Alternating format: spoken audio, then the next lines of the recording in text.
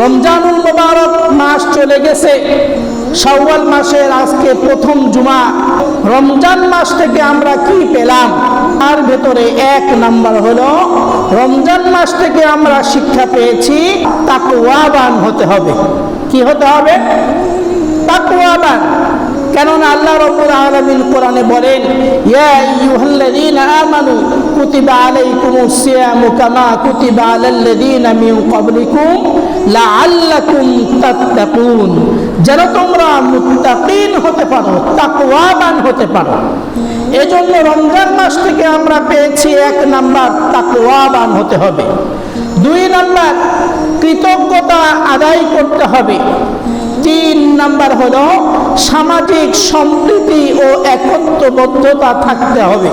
চার নাম্বার হলো ক্ষমা ও উদারতা আমাদের ভেতরে থাকতে হবে। আর পাঁচ নাম্বার হলো দান সদকাটাও যেন আমাদের ভেতরে জারি থাকে।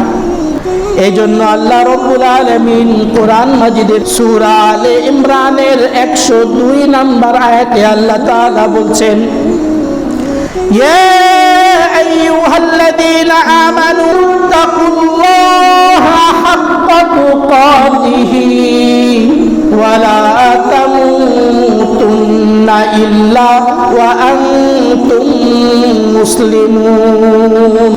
আল্লাহ তাআলা কোন কাফেরদেরকে বলছেন না, কোন ইহুদি খ্রিস্টান আল্লাহর দুশমনকে বলছেন না।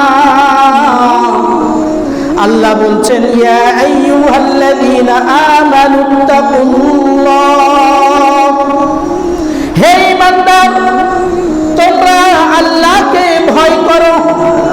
হাক্কা তুকাতিহি, ভয় করার মতো ভয় করো।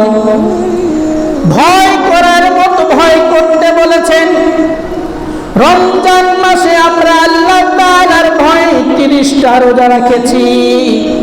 রমজান মাস চলে গেছে, আমাদের ভেতর থেকে যেন আল্লাহর ভয় চলে না যায়।